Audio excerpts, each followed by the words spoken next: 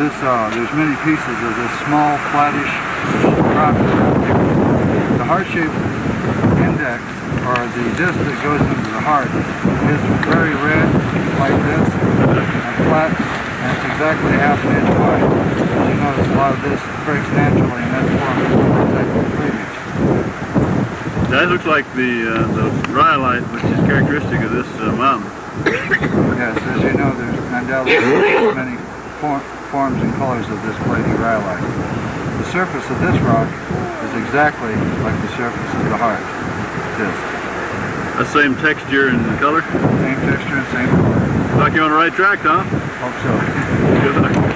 Rolling. Why don't you tell us a little bit about the primitive trend? Rolling. Well, I guess the reason I'm up here with you today, Tom, is I've been asked by my boss, the superintendent of Big Bend Park, to go with you and give you all the help I can. I'm the chief ranger of Big Bend and responsible for protecting all the regulations of the park, and also very interested in the early history of the area and the geology. I happen to have a geology background and education.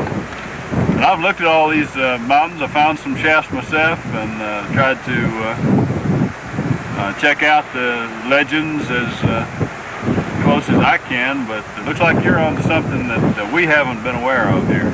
As I understand, Jim, there are some old prospects in this mountain over here, right next door to us. I've been all along that ridge there. It's called Pommel Peak, and there's evidence of mining claims all along the crest of it. In fact, I've seen 8 cairns of great age. They were hand-laid by man, and each one of them has the evidence of being a mining claim marker. In fact, one of them had some old, very old mining tools stashed at the base of it.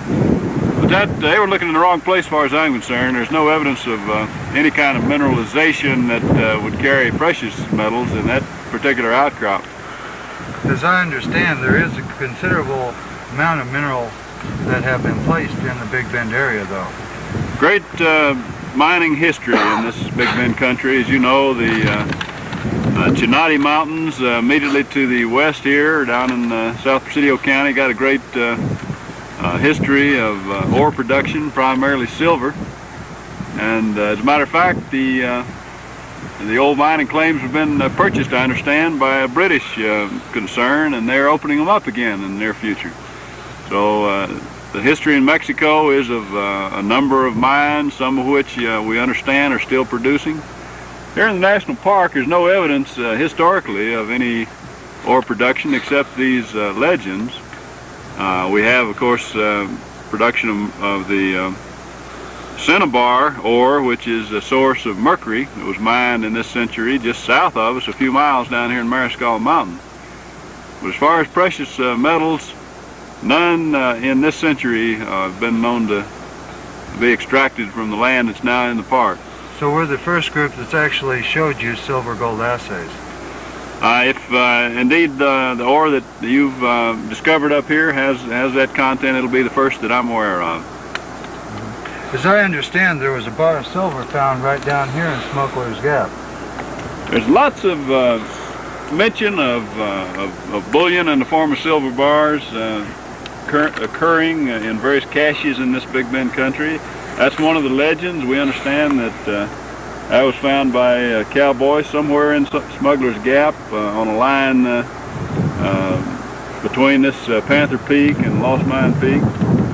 There's more current legends, as a matter of fact, that are coming from a family who say that their uncle way back when in this country discovered a cache up in the higher Chisos on to the west of here that contained silver bullion and in some quantity. So far nobody has laid eyes on the silver bars, but there's a very good chance that some of those early finds were authentic. I also understand that there was once found an old smelter down there in Boquillas right across the river. That's the case. I believe that was an authentic smelter of the kind that was used in the refining of possibly silver ores.